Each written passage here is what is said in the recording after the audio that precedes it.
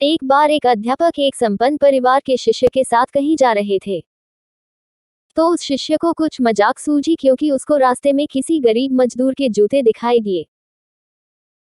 उसने अध्यापक से कहा, गुरुजी, अगर हम इन जूतों को छुपा दे तो कितना मजा आएगा। देखते हैं कि मजदूर पर इसका क्या असर पड़ता है। अब उसको तो मजाक सूझ रहा था, लेकिन गुरुजी ने कहा कि नहीं, गरीब इंसान के साथ इस तरह का भद्दा मजाक करना ठीक नहीं है। उसने कहा, क्यों ना हम इन जूतों में कुछ सिक्के डाल दें और देखें कि इसका इस गरीब मजदूर पर क्या प्रभाव पड़ता है।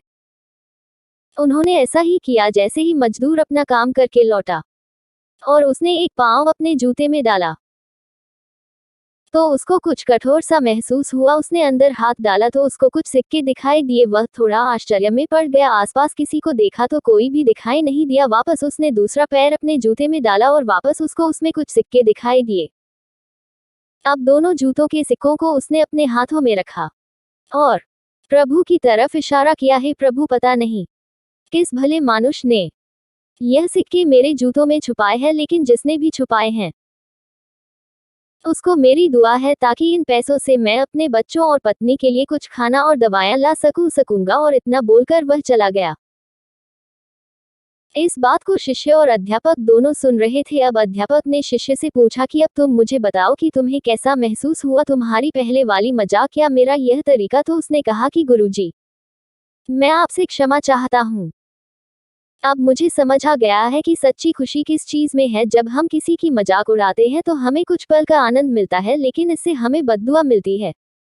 लेकिन अगर हम किसी की मुश्किल परिस्थिति में मदद करते हैं और जिसकी भी हम मदद करते हैं उसको भी नहीं पता कि हमने उसकी मदद की है, लेकिन अंदर ही अंदर हमें पता है कि हमने उस इंसान की मदद की है, यही सच्ची खुशी है। जब हम दूसरों को खुशी देते हैं तो हमें सच्ची खुशी मिलती है। इसी तरह खुशियां बांटते रहिए, लोगों की मदद करते रहिए और दान करते रहिए जिसके भी आप काबिल हो।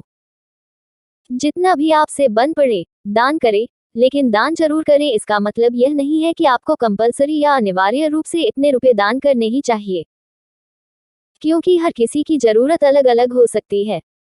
अगर आप किसी को पैसों का दान नहीं कर सकते तो कम से कम चीजों का दान तो कर ही सकते हैं।